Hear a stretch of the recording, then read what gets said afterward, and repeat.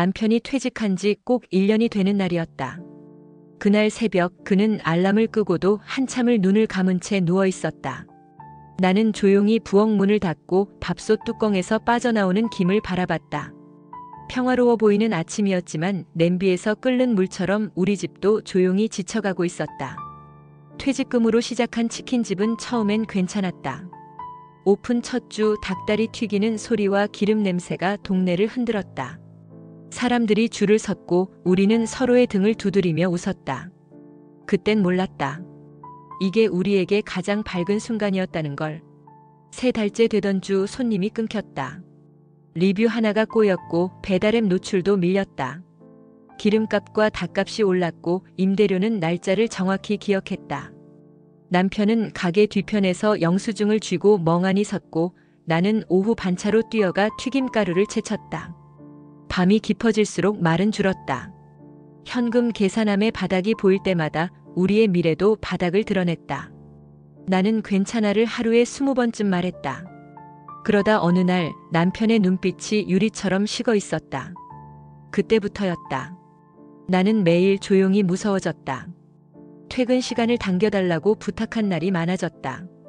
나는 회사에서 눈치를 보며 조용히 가방을 들었고 타임카드 앞에서 한 번 더 숨을 골랐다. 엘리베이터 안 거울 속 내 얼굴은 기름 냄새를 닮아갔다.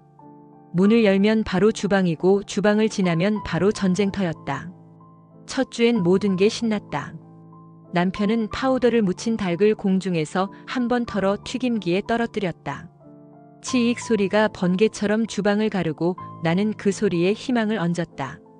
아이들이 와 치킨 냄새 하고 뛰어오던 그 순간이 아직도 선명하다. 우리 간판은 밤마다 유난히 밝았다. 그 밝음이 우리를 지켜줄 거라고 믿었다. 둘째 주 우리는 배달앱 이벤트를 걸었다. 치킨 2마리에 콜라 하나를 덤으로 얹었다. 리뷰는 쌓였고 별점은 반짝였다. 남편은 늦은 밤 의자에 걸터앉아 별점을 하나씩 읽었다. 그는 꼭 합격 통지를 읽는 학생처럼 웃었다. 나는 그 웃음이 오래가길 바랐다. 그 바람이 얼마나 가벼운지 그땐 몰랐다. 셋째 주 반죽 농도가 미묘하게 달라졌다. 기름이 몇 번만 더 쓰면 갈색을 띠었다. 닭이 2마리만 지나가도 튀김기가 숨을 헐떡였다. 나는 채를 3번, 4번 더 흔들었다. 그 작은 차이가 매출을 살릴 수 있다고 스스로를 설득했다. 현실은 설득으로 바뀌지 않았다. 넷째 주 우리와 비슷한 간판이 길 건너에 섰다. 신메뉴로 양념이 2가지라는 현수막이 펄럭였다. 손님들이 나가며 저긴 새로 생겼대 하고 웃었다. 나는 그 웃음의 끝을 따라가다 조용히 고개를 숙였다. 남편은 고개를 들었다가 다시 숙였다. 고개를 든 사람과 숙인 사람이 같은 사람이라는 사실이 낯설었다. 배달앱 노출 순위가 내려갔다. 상단에 있던 우리 가게는 2번째 페이지로 밀려났다. 사진 속 치킨이 갑자기 싸 보였다. 나는 조명을 바꾸고 각도를 바꾸고 접시를 바꿨다. 결국 화면 속에서 우리가 사라지는 느낌을 지울 수 없었다. 보이지 않으면 못 판다. 우리는 점점 보이지 않는 사람들이 되어갔다. 오전 장보기를 하고 돌아오는 길 나는 종종 숨이 찼다. 밀가루 포대와 기름통을 들고 계단을 오르면 허벅지가 불에 대었다. 쉴 수 있는 의자는 없었다. 앉으면 해야 할 일이 곱절로 늘어났다. 앉지 않는 편이 덜 아팠다. 그게 일의 방식이 되었고 곧 우리의 삶이 되었다. 남편은 한동안 잘 잤다. 자다가도 벌떡 일어나 배달 주문을 확인하던 버릇이 생겼다. 새벽 3시, 4시에도 핸드폰이 진동만 울려주길 바랐다. 진동이 울리지 않는 밤이 늘었다. 침대가 점점 딱딱해졌다. 등이 바닥에 박히는 느낌. 그럴수록 우리는 더 고요해졌다. 어느 날은 닭이 남았다. 남은 닭은 다시 반죽에 들어갔다. 싱싱함이 하루를 넘기면 미안함이 생겼다. 미안함은 곧 죄책감이 되었고 죄책감은 계산서에 찍혔다. 나는 숫자를 모아 합계를 냈다. 그 숫자가 우리를 모아 벽으로 몰았다. 남편은 한마디가 짧아졌다. 응. 그래. 알았어. 그의 문장은 한 음절씩 줄었고 표정도 따라 줄었다. 나는 말을 늘려보았다. 오늘은 반죽의 소금 비율을 조금만 낮춰볼까? 콜라는 얼음 빼고 주면 원가가 조금 줄어드니까 그렇게 메뉴판을 바꿔볼까? 그는 고개를 끄덕였고 나는 내 말을 돌아서서 삼켰다. 마지막까지 삼키는 건 언제나 내 몫이었다. 주말 저녁 우리는 손님 5팀을 받았다. 5팀 중 2은 덜 익었다고 했다. 주방의 온도가 내려갔고 기름이 지쳤다. 사과하고 다시 튀겼다. 그 사이 다른 2팀이 계산을 서둘렀다. 별점은 그날 밤 3개로 내려앉았다. 화면 속 3개의 별이 내 가슴을 눌렀다. 나는 그 3개의 별 아래에서 숨을 숨겼다.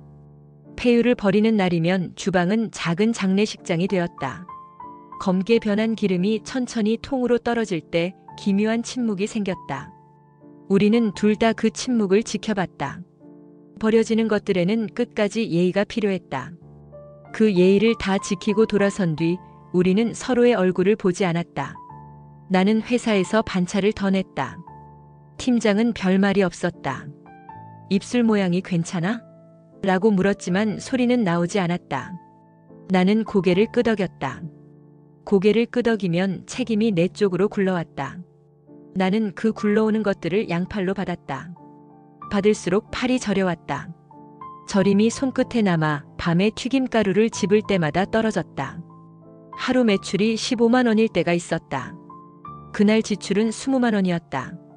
장사는 더하면 더할수록 마이너스가 또렷해졌다. 나는 계산기를 덮고 불을 껐다. 어둠 속에서 숫자는 더 선명해졌다. 빛이 있을 때보다 어둠이 있을 때 현실은 더 또렷했다. 마감 후 남편은 의자를 뒤로 젖혔다. 손가락으로 탁자를 2번, 3번 두드렸다. 미안하다. 그 한마디를 끝까지 말하기 위해 그는 오래 숨을 모았다. 나는 고개를 저었다. 우린 아직 안 끝났어. 그 말이 우리를 살리길 바랐다. 말은 부드러웠지만 현실은 딱딱했다. 부드러운 말이 딱딱한 현실을 오래 버티지 못한다는 것을 나는 곧 알게 됐다. 그날 밤 집에 돌아와 불을 켰다. 거실이 잠깐 환해졌다가 다시 어두워졌다. 전구가 수명을 다해가고 있었다. 남편은 샤워실에서 오래 물을 틀었다. 물소리가 벽을 타고 흘렀다. 나는 식탁에 가게 수첩을 펼쳤다. 메모 칸은 촘촘했다. 줄마다 숫자와 메뉴, 반성문이 섞여 있었다. 다시, 더, 조금만. 그 단어들이 하루를 벌게 해줄 것 같았다. 나는 다음 주 이벤트 문구를 적었다. 양념 반, 후라이드 반, 콜라 서비스. 가운데에 작은 하트를 그렸다. 하트를 그리는 동안 손이 덜 떨렸다. 인간은 별것 아닌 모양으로도 잠깐 숨을 고른다. 나는 그 잠깐이 필요했다. 밤이 깊어질수록 남편은 말이 없었다. 샤워실 불이 꺼지고 거실 불도 꺼졌다. 불은 쉬고 싶다는 듯 자꾸 깜빡거렸다. 우리는 소파 양쪽 끝에 앉아 있었다. 가운데 테이블 위에 재떨이가 있었다. 담배는 타지 않았는데 냄새는 진했다. 남편은 깊게 숨을 들이마셨다가 내쉬지 못하는 사람처럼 가만히 있었다. 나는 그 숨을 대신 내쉬고 싶었다. 자정이 넘자 배달앱은 새벽 모드로 넘어갔다. 신규 주문 알림음이 한 번도 울리지 않았다. 휴대폰 화면은 어둡고 우리 얼굴도 어두웠다. 불 꺼진 거실에서 나는 작은 소리를 들었다. 냉장고 모터가 켜졌다 꺼지는 소리. 그 사이에 아주 얇은 한숨이 섞여 있었다. 남편의 한숨이었는지 내 한숨이었는지 구분이 되지 않았다. 나는 그 순간을 잊지 못한다. 우리가 아직 살고 있지만 이미 조금 죽어있던 밤. 그 밤이 사실은 끝의 시작이었다. 아침 공기는 언제나 차가웠다. 겨울이 와서가 아니라 가게 문을 열기 전에 그 정적이 그렇게 느껴졌다. 셔터를 올리는 소리는 동네에 울려 퍼졌지만 우리 마음까지 열어주진 않았다. 남편은 새벽 장보기를 나갔다가 들어왔다. 닭과 기름, 양념통이 담긴 상자를 들고 있는 그의 팔에는 힘이 없었다. 그 힘 빠진 팔이 나를 더 무겁게 했다. 나는 말없이 닭을 받아 냉장고에 넣었다. 오늘은 어제보다 나을 거야. 그 말이 입안에서 굴렀지만 끝내 밖으로 나오지 못했다. 주문이 없는 시간엔 서로 다른 공간에 있었다. 남편은 주방 뒤쪽 의자에, 나는 카운터에 앉았다. 휴대폰 화면을 무의식적으로 켰다 껐다. 배달앱의 알림음은 들리지 않았다. 들리지 않는 소리가 우리 사이를 더 멀게 했다. 오후 3시 첫 주문이 들어왔다. 양념 반, 후라이드 반. 닭을 꺼내고 기름 온도를 올리고 반죽을 묻히는 동작까지는 기계처럼 익숙했다. 하지만 그 안에서 흘러나오는 남편의 표정은 낯설었다. 손목을 돌릴 때 시선은 자꾸 아래로 떨어졌다. 닭을 튀기는 소리가 주방을 가득 메웠지만 그 속에 묻힌 한숨은 사라지지 않았다. 손님이 오랜만에 찾아왔다. 중년 부부였다. 아내가 메뉴판을 보고 예전보다 양이 줄었네? 하고 말했다. 나는 애써 웃으며 닭값이 많이 올라서요라고 대답했다. 그 말이 변명 같아 목구멍에 걸렸다. 남편은 접시에 닭을 담으며 눈을 마주치지 않았다. 해가 기울고 거리에 불이 켜졌다. 우리는 불을 켜지 않았다. 형광등 불빛이 닭 튀김색을 예쁘게 만들지 못한다는 걸 알았기 때문이다. 어두운 주방에서 기름 냄새와 함께 앉아 있었다. 남편은 손목을 주무르고 나는 계산서를 정리했다. 빚은 한 달 전보다 늘었고 매출은 절반으로 줄었다. 밤 9시 두 번째 주문이 들어왔다. 배달 라이더가 닭을 가져가며 이 집 치킨 진짜 맛있어요 라고 말했다. 그 말 한마디에 남편은 잠깐 웃었다. 하지만 웃음은 오래가지 않았다. 라이더의 발자국 소리가 멀어질수록 남편의 어깨도 천천히 내려앉았다. 나는 손을 씻고 주방 문을 살짝 닫았다. 그 안에서 들리는 기계음과 기름 튀는 소리가 이상하게 멀리서 들렸다. 마치 우리가 아닌 다른 사람의 가게에서 나는 소리 같았다. 나는 카운터 앞 의자에 앉아 유리문 너머 거리를 바라봤다. 사람들이 웃으며 걸어가고 배달 오토바이가 쉴 새 없이 오갔다. 그중 누구도 우리 가게로 오지 않았다. 남편이 주방에서 나와 내 옆에 앉았다. 이제 진짜 안 되겠다. 그 한마디에 모든 게 함축돼 있었다. 임대료, 재료비, 전기세, 카드빚, 그리고 우리 둘의 체력과 마음. 나는 말이 나오지 않았다. 그저 그의 옆에서 창밖을 바라봤다. 마지막 주문은 밤 11시였다. 닭을 포장하며 남편은 오늘은 기름 빼자라고 말했다. 기름을 버리는 건 하루를 마무리하는 의식 같았다. 통 안의 기름이 천천히 떨어지고 기계 속이 비워지는 걸 우리는 가만히 지켜봤다. 기름이 다 빠지고 나면 그날의 숨도 다 빠져나간 기분이었다. 가게 문을 닫고 집으로 돌아오는 길, 남편의 걸음이 느려졌다. 옆에서 걸으며 나는 그 걸음이 영영 멈출까봐 괜히 숨이 가빠졌다. 집 앞에 도착했을 때 그는 잠깐 하늘을 올려다봤다. 별이 떠 있었다. 저 별 가게 오픈하던 날에도 있었을까? 나는 대답하지 않았다. 별빛이 우리를 비춘 적이 있었는지 기억나지 않았다. 집 안불을 켜자 거실이 잠시 환해졌다가 금세 어두워졌다. 형광등이 깜빡거리더니 꺼져버렸다. 남편은 불을 고치지 않고 그대로 소파에 앉았다. 나는 부엌불을 켜고 물을 끓였다. 컵라면 2개를 꺼내려다 하나만 꺼냈다. 그에게 건네자 그는 젓가락을 들지 않았다. 미안하다. 그 말이 처음보다 더 무겁게 들렸다. 나는 고개를 저었다. 우린 아직... 말을 끝내기도 전에 내 목소리가 작아졌다. 남편은 고개를 숙였고 거실의 어둠이 우리 사이를 가르고 있었다. 나는 늦게까지 잠들지 못했다. 부엌에서 흘러나오는 냉장고 소리, 창밖에서 들리는 차 소리, 그리고 소파 쪽에서 들려오는 아주 얇은 숨소리. 괜히 무서워졌다. 새벽 2시 거실에서 무언가 부스럭거리는 소리가 났다. 나는 눈을 떴다. 불이 켜지지 않은 어둠 속에서 빛은 주방 창문 틈새로만 흘러들었다. 그 빛에 남편의 어깨가 걸려 있었다. 그는 소파 대신 바닥에 앉아 있었다. 앞에는 소주병이 반쯤 비어 있었고 옆에는 재떨이가 쓰레기통처럼 가득 차 있었다. 담배 연기가 낮게 깔려 있었고 그 속에서 그의 눈만 반짝였다. 그 반짝임이 생기가 아니라 마치 깊은 우물 속의 빛 같았다. 깊고 닿을 수 없는. 왜 앉아? 내 목소리가 어둠에 걸려 깨졌다. 그는 고개를 들었지만 대답하지 않았다. 대신 컵에 술을 따라 한 번에 삼켰다. 목젖이 크게 움직였고 컵이 테이블에 닿는 소리가 거실에 울렸다. 가게 일 내가 더 도울게. 내 말은 물 위에 뜬 기름처럼 흩어졌다. 그는 시선을 피하며 담배를 꺼냈다. 라이터 불빛이 그의 얼굴을 잠깐 비췄다. 그 순간 나는 알았다. 그의 얼굴에서 살아내야 한다는 의지가 사라졌다는 걸. 낮에는 여전히 가게 문을 열었다. 하지만 그가 튀김기를 켜는 속도는 예전보다 느렸다. 닭을 씻는 손이 자주 멈췄고 기름 온도를 맞추는 눈길에 집중이 없었다. 나는 그 빈틈을 메우려 더 바쁘게 움직였다. 그러다 주방에서 나와 카운터로 가면 그는 고개를 떨군 채 같은 자리에서 담배를 피우고 있었다. 닭보다 담배가 더 많이 타들어갔다. 그의 말은 더 줄었다. 손님이 들어와도 어서 오세요 대신 고개만 끄덕였다. 나는 억지로 웃으며 메뉴를 받았다. 주문을 받는 내 표정이 거울에 비칠 때 그 웃음이 얼마나 얇은지 보였다. 웃음은 껍질이었고 안쪽은 점점 까맣게 타고 있었다. 저녁 7시 갑자기 그가 문을 나갔다. 어디가? 담배. 그 한마디만 남기고 사라졌다. 30분 뒤 돌아왔을 때 손에는 담배 한 갑과 소주 한 병이 들려 있었다. 그날 이후 그는 하루에도 서너 번 가게를 비웠다. 손님이 없어도 배달 주문이 들어와도 그 자리를 지키지 않았다. 나는 혼자 닭을 튀기고 포장하고 배달을 불렀다.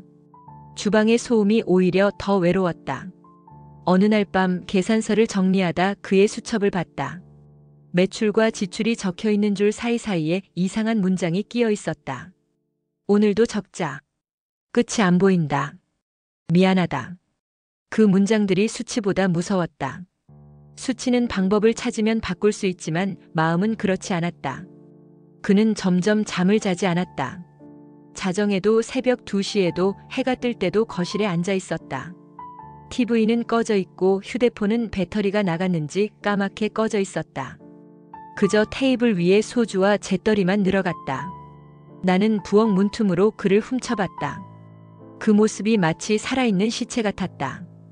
움직이고 숨을 쉬지만 마음은 이미 어딘가 떠나 있는.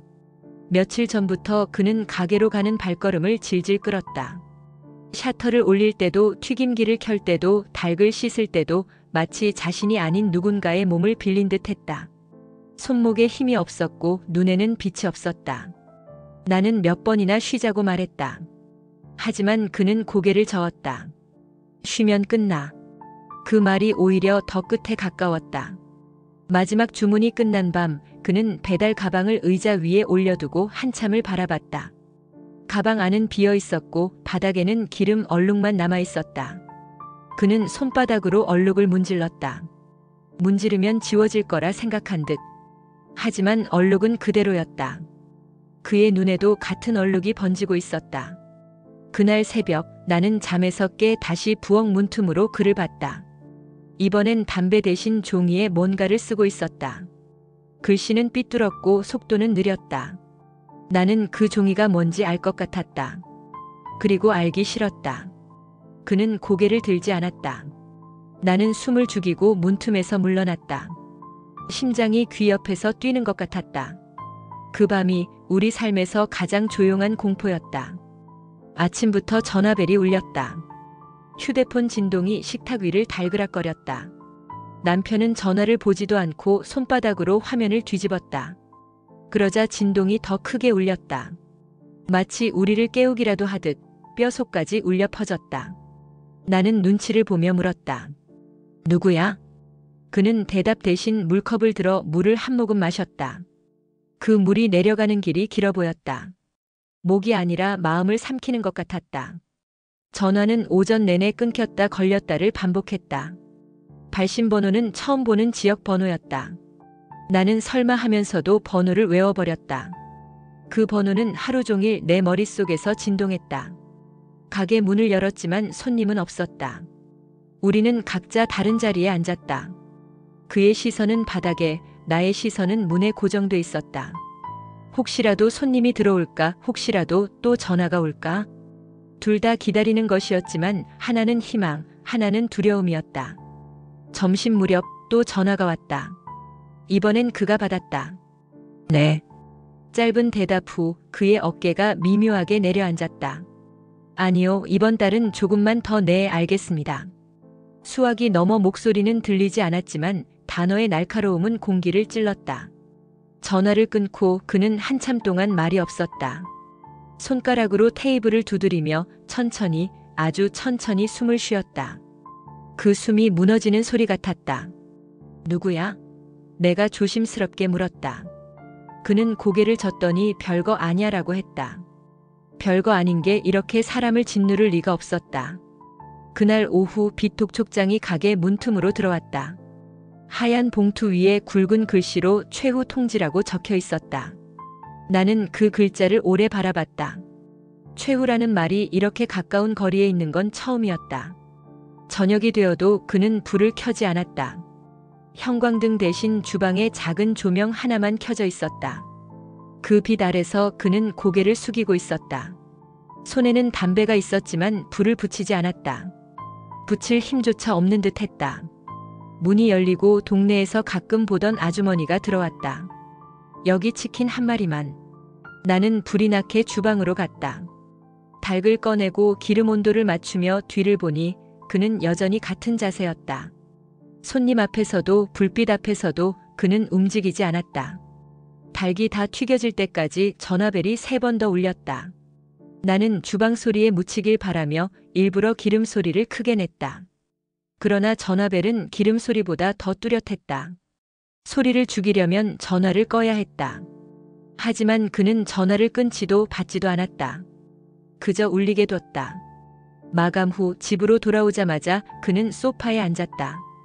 방금 전까지 걷던 사람이 맞나 싶을 정도로 그 자리에 눌러붙었다. 나는 씻지도 않고 부엌에 앉아 있었다. 우리는 각자 다른 불빛 아래 있었다. 나는 주방등, 그는 거실등. 그 사이에 어둠이 깊게 깔려 있었다. 다시 전화가 울렸다. 이번엔 집 전화였다. 받을까 말까 고민하는 사이 그는 벌떡 일어나 수화기를 들었다. 네. 짧은 대답 후 그는 고개를 들지 않았다. 내 쪽으로 시선을 주지도 않았다. 알겠습니다. 그 말은 패배를 인정하는 목소리였다. 전화를 끊고 그는 소파에 털썩 앉았다. 숨이 깊게 가라앉았다. 나는 무심코 물었다. 얼마야? 그는 대답 대신 손가락으로 허공에 무언가를 그렸다. 그 손짓이 숫자인지 절망인지 구분이 되지 않았다.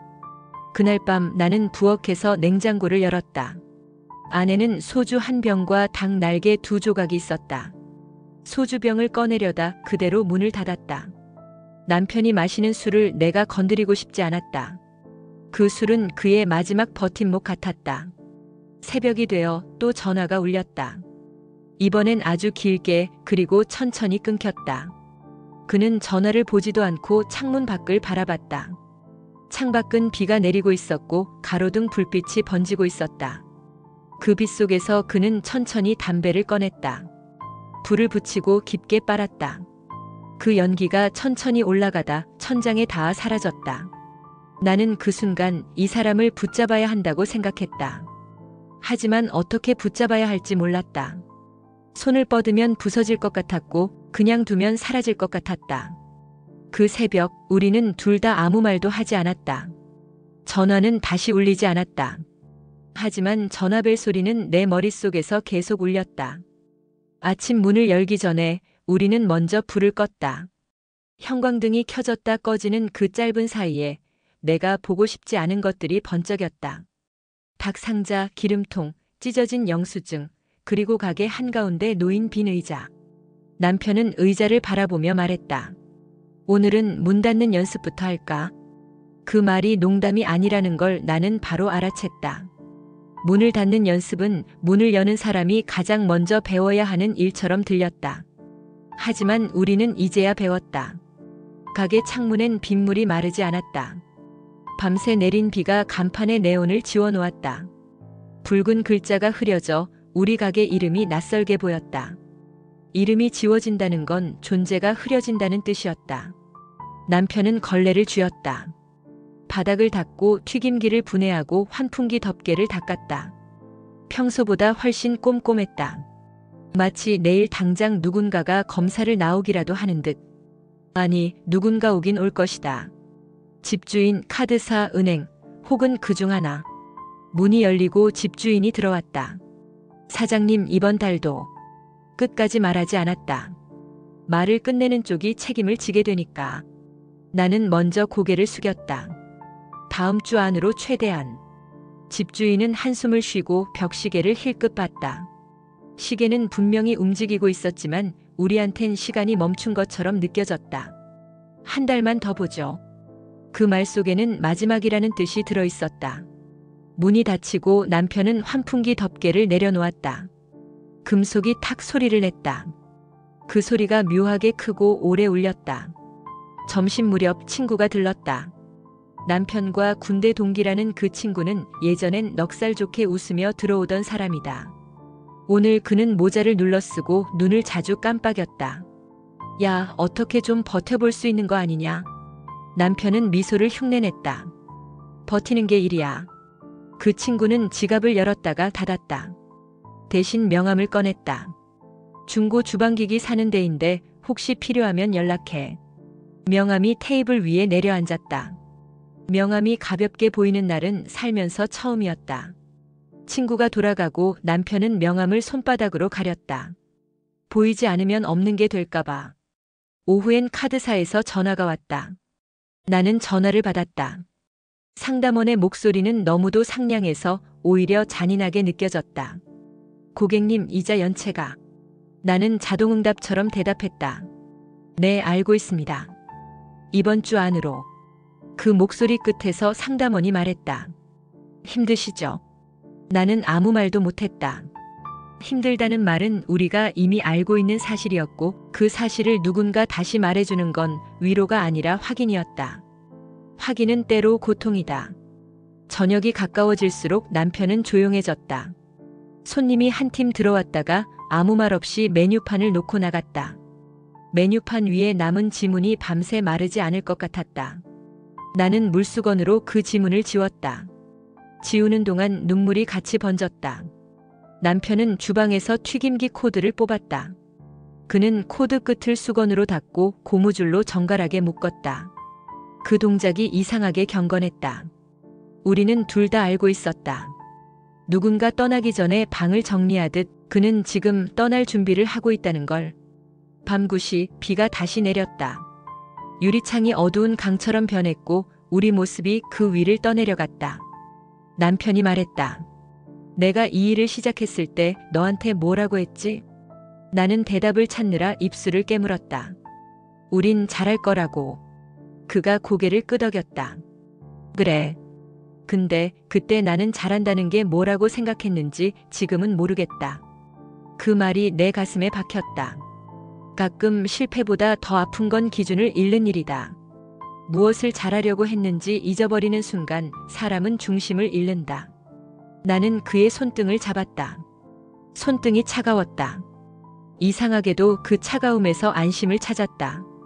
울면 따뜻해질까봐. 울면 살아있음을 확인할 수 있을까봐. 내일은 오전만 열자. 그가 말했다.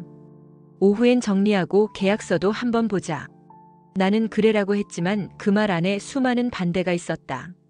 다만 오늘은 꺼내지 않기로 했다. 그의 어깨가 겨우 수평을 유지하고 있어서.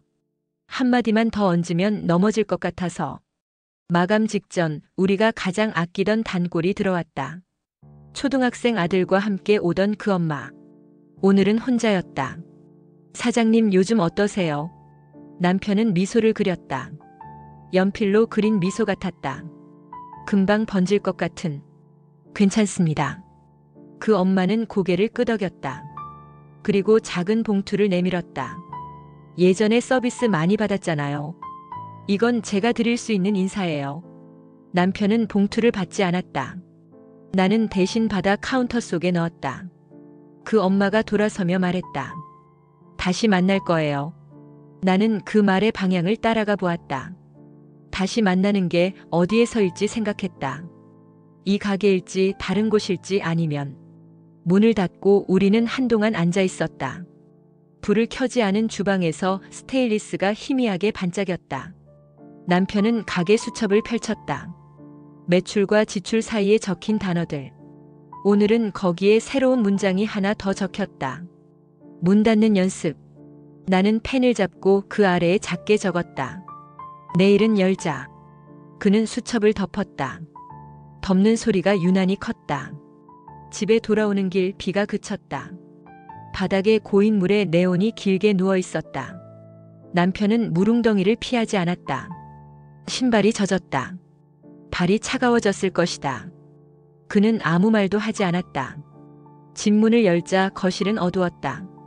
나는 습관처럼 스위치를 눌렀다가 다시 껐다. 어둠 속에서 서로의 윤곽만 보였다. 남편이 말했다. 너는 내가 미안하다는 말을 그만했으면 좋겠지. 나는 대답하지 못했다. 그는 소파에 앉아 두 손을 맞잡았다. 기도하는 모양이었다. 하지만 그가 바라보는 건 천장이 아니라 바닥이었다. 나는 주방에서 물을 데웠다. 컵에 담아 그 앞에 놓았다. 그가 고개를 들었다. 고맙다. 그 말은 여전히 살아있었다. 나는 그 한마디를 붙잡았다. 한밤중 그는 갑자기 일어났다. 베란다 문을 열고 오래된 골프백을 꺼내 바닥에 내려두었다. 안에 든 것들을 하나씩 빼내어 정리했다. 장갑, 공, 티, 볼마커. 오랫동안 쓰지 않아서인지 가죽이 마르고 금속이 얼어 있었다. 그는 작은 상자에 그것들을 가지런히 넣었다. 나는 그 광경에서 이상한 불길함을 느꼈다. 떠나는 사람은 남길 것과 가져갈 것을 구분한다. 그가 손에 쥔 건 가져갈 것이 아니었다. 다음 날의 증거였다. 나는 조심스럽게 물었다. 내일 같이 은행 가자. 그는 고개를 저었다. 내일은 내가 먼저 가볼 때가 있어. 어디냐고 묻고 싶었지만 묻지 못했다. 묻는 순간 대답을 들어야 하기 때문이다. 나는 밤새 눈을 감지 못했다. 천장과 바닥 사이를 오가는 그의 숨소리를 들었다. 숨이 고르지 않았다. 나는 속으로 숫자를 셌다. 하나, 둘, 셋. 숨이 돌아오기를 기다리는 동안 밤이 지났다. 새벽, 그는 조용히 옷을 입었다. 나는 모르는 척 눈을 감았다가 그가 문을 열기 전 불렀다. 여보. 그가 멈췄다. 오늘 우리 문 여는 연습도 하자. 그는 아주 작은 목소리로 대답했다. 그래. 문이 닫혔다. 그 뒤편에서 나는 한참 동안 아무것도 하지 못했다. 몸을 움직이면 무언가 깨질 것 같아서. 나는 내 자리에서 아주 오래 앉아 있었다. 그리고 속으로 반복했다. 오늘은 연습이 아니라 실제로 열자. 제발. 아침에 눈을 뜨자 거실에 남편이 없었다. 평소라면 주방에 있거나 가게 준비를 하고 있을 시간이었다. 나는 부엌 창문을 열어봤다. 차가운 공기만 들어왔다. 문이 열리는 소리가 났다. 남편이 들어왔다. 손에는 비닐봉지가 있었고 안에는 소주 2병과 삼각김밥이 몇 개 있었다. 그는 봉지를 냉장고 위에 올려두고 아무 말 없이 의자에 앉았다. 아침 안 먹어? 그는 대답 대신 삼각김밥 포장을 뜯었다. 밥을 씹는 속도가 느렸다. 그 느림 속에서 뭔가를 오래 붙잡고 있는 것 같았다. 가게로 가는 길에 그는 휴대폰을 꺼냈다. 통화 목록에는 발신 기록이 몇 개 있었다. 모두 짧은 통화였다. 나는 그 번호들이 누구인지 물어보지 않았다. 묻는 순간 대답을 들어야 하니까. 가게 문을 열자 공기가 무겁게 내려앉았다. 전날 청소한 주방은 반짝였지만 그 반짝임이 생기를 주지 않았다. 그저 비어있는 것들이 잘 보일 뿐이었다. 손님이 오지 않는 시간 동안 그는 계속 무언가를 적었다. 작은 수첩에 날짜와 숫자 그리고 짧은 문장. 나는 멀리서 그 글씨를 보았다. 오늘도 마이너스. 정리할 것. 마지막 날. 그 세 단어가 나를 움켜쥐었다. 점심이 지나고 비가 내리기 시작했다. 비는 간판을 스치고 창문을 타고 흘렀다. 남편은 창밖을 한참 바라보다 갑자기 의자에서 일어났다. 잠깐 나갔다 올게. 그는 우산도 쓰지 않았다. 30분 후 돌아온 그의 어깨는 젖어 있었다. 손에는 작은 종이봉투가 있었다. 봉투 안에는 오래된 사진이 몇 장과 낡은 지갑이 있었다. 그 지갑은 그가 군대 제대할 때부터 쓰던 것이었다. 안에는 5,000원짜리 2장과 색이 바랜 명함이 한 장 있었다. 이거 버릴까 하다가 그냥 두자. 그의 목소리는 멀리서 들리는 것 같았다. 나는 그 멀리를 따라가고 싶지 않았다. 저녁 무렵 유일한 손님이 들어왔다. 중년 남자였다. 그는 치킨을 한 마리 주문하고 자리에 앉았다. 남편은 주방으로 들어가 닭을 손질했다. 나는 카운터에서 손님과 짧은 대화를 나눴다. 이 동네에서 오래 하셨어요? 네, 좀 됐죠. 요즘은 힘들죠? 그의 물음에 나는 웃기만 했다. 그 웃음이 대답이 되어버렸다. 남편이 치킨을 내오자 손님은 고맙다며 봉투를 하나 건넸다. 이건 그냥 힘내시라고. 남편은 봉투를 받지 않았다. 손님은 그대로 치킨을 들고 나갔다. 봉투는 테이블 위에 남았다. 나는 그 봉투를 카운터 안에 넣었다. 이틀 전 봉투 옆에. 마감 후 남편은 가게 불을 끄지 않았다. 주방 불만 켜둔 채 의자에 앉아 있었다. 집에 가자. 조금만. 그 조금이 얼마나 될지 나는 알 수 없었다. 나는 부엌에서 뒷정리를 하며 그를 지켜봤다. 그는 손에 작은 메모지를 쥐고 있었다. 메모지 위에는 주소 하나가 적혀 있었다. 그 주소가 은행인지 친구 집인지 아니면 다른 곳인지는 알 수 없었다. 집에 돌아온 후에도 그는 말이 없었다.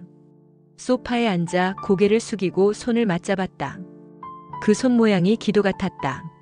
하지만 그가 바라보는 건 바닥이었다. 나는 방에서 이불을 펴며 생각했다. 사람이 진짜 사라지기 전에 목소리가 먼저 사라진다고. 그의 목소리는 요 며칠 사이에 거의 들리지 않았다. 있는 말은 짧고 낮았다. 마치 목소리마저 짐이 된 것처럼. 새벽 화장실 가려고 일어났다가 거실 불이 켜져 있는 걸 봤다. 그는 소파에 앉아 있었다. 앞에는 열어둔 소주병과 빈잔이 있었다. 나는 다가가 말했다. 그만 마시고 자. 그는 나를 올려다봤다. 그 눈빛이 이상하게 고요했다. 그 고요 속에 모든 소리가 빨려 들어가는 것 같았다. 내일은 일찍 나갈 거야.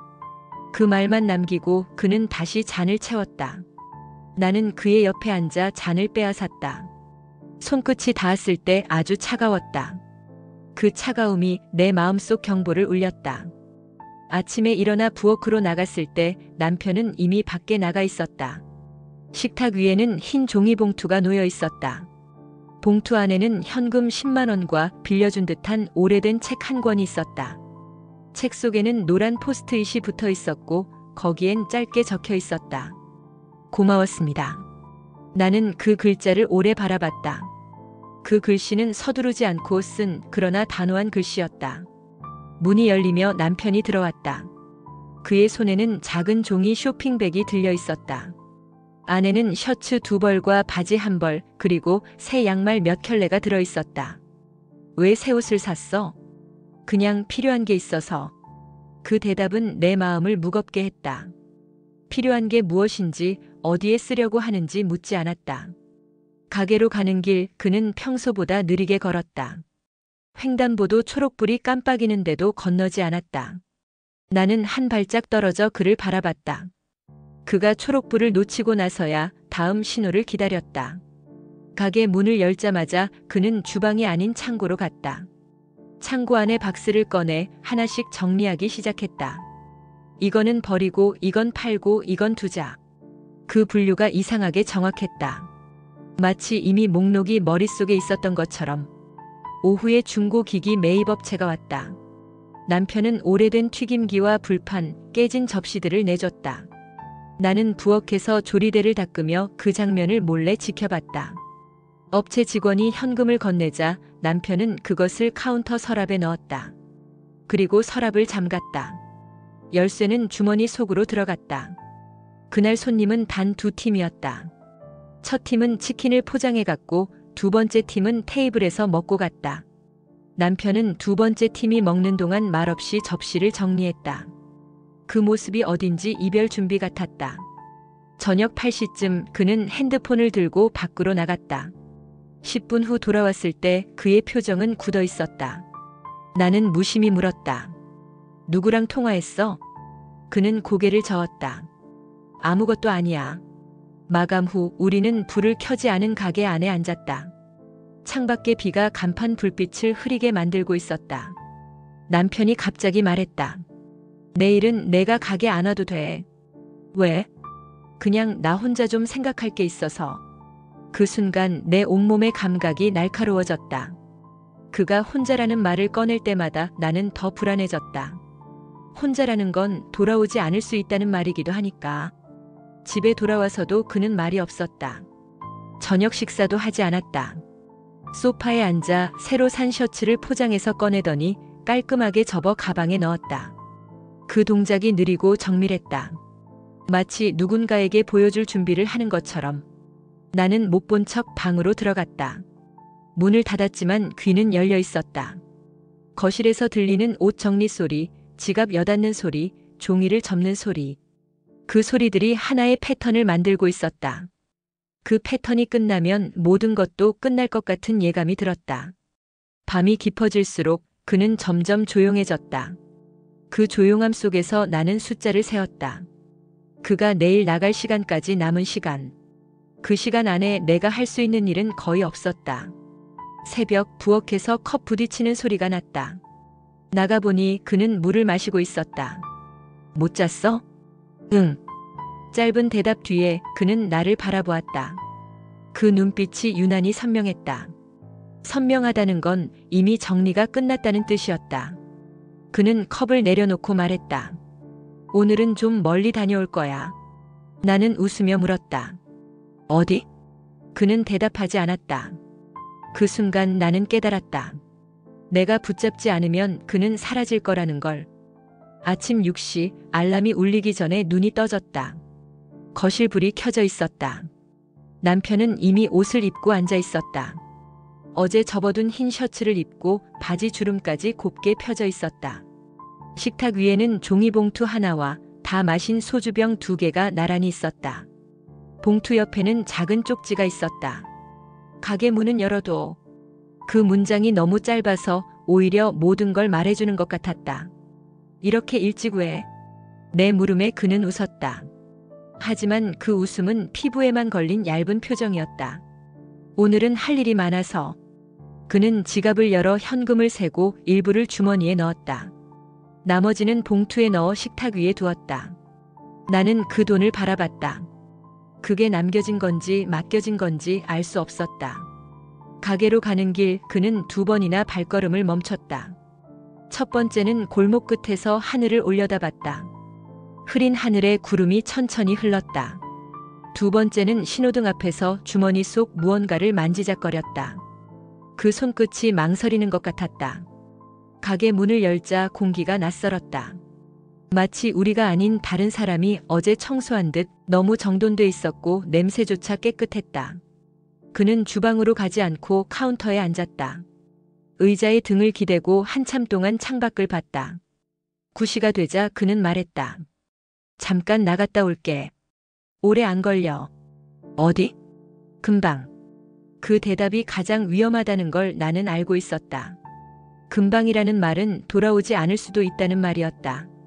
나는 무심한 척 장부를 적는 신용을 하면서 그를 지켜봤다. 그는 문 앞에서 잠시 멈췄다. 그리고 돌아서서 나를 보며 말했다. 오늘은 따뜻하게 입어. 그 말이 이상하게 이별 인사처럼 들렸다. 문이 닫히는 소리가 너무 크게 울렸다. 나는 의자에서 일어나 문으로 갔다. 골목 끝으로 그가 걸어가는 뒷모습이 보였다. 어깨가 곧게 펴져 있었지만 발걸음이 느렸다. 그가 모퉁이를 돌아 사라질 때까지 나는 문을 잡고 서 있었다. 차가운 바람이 안으로 들어왔다. 나는 그 바람을 막지 않았다. 10분, 20분, 30분이 지났다. 그는 돌아오지 않았다. 전화기를 들고 번호를 눌렀지만 연결되지 않았다. 배터리가 꺼졌거나 꺼버렸거나. 가게 안은 점점 어두워졌다. 형광등이 켜져 있었지만 빛이 닿지 않는 구석이 많았다.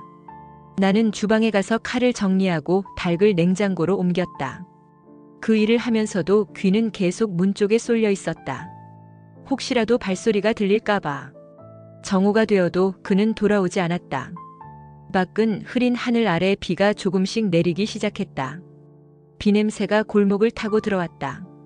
나는 그 냄새 속에서 그의 코트를 떠올렸다. 오후 2시 문이 열렸다. 하지만 들어온 건 택배 기사였다. 전단지 뭉치와 광고지를 놓고 갔다. 그 종이들이 바람에 흩날려 바닥에 떨어졌다. 그 종이 위로 내 그림자가 드리워졌다. 그리고 깨달았다. 오늘 그는 돌아오지 않을 수도 있다는 걸. 그 순간 가게 안의 모든 소리가 멈춘 것 같았다. 형광등 소음도 냉장고 모터 소리도 내 심장 소리마저. 나는 문 앞에 서서 골목을 바라봤다. 발소리가 들리지 않았다. 들려야 할 소리가 완전히 사라졌다. 비는 오후에도 그치지 않았다.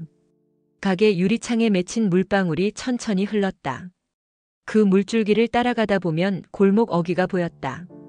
그곳으로부터 그는 돌아오지 않았다. 점심 장사를 혼자 준비했다. 닭을 씻고 기름을 올리고 테이블을 닦았다. 하지만 주문은 들어오지 않았다. 전화벨도 문 여는 소리도 없었다. 오후 3시 가게 문을 열고 골목을 내다봤다. 사람들이 오갔지만 그 중에는 그가 없었다. 휴대폰을 꺼내 전화를 걸었다.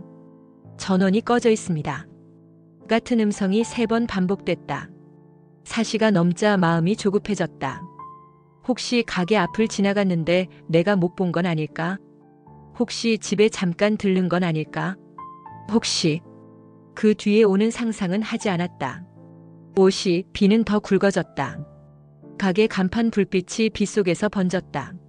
나는 우산을 들고 골목을 나섰다. 버스 정류장, 편의점, 근처 카페를 모두 돌았다. 아무도 그를 보지 못했다고 했다. 파출소에 들렀다. 신고를 망설였지만 결국 그의 이름을 말했다. 순경은 차분하게 질문했다. 마지막으로 본 게 언제죠? 오늘 아침 9시쯤. 말하는 동안 목이 바짝 말랐다. 순경은 잠시 고개를 끄덕였다. 혹시 연락이 오면 바로 알려주세요. 집에 들러봤다. 거실은 아침 그대로였다.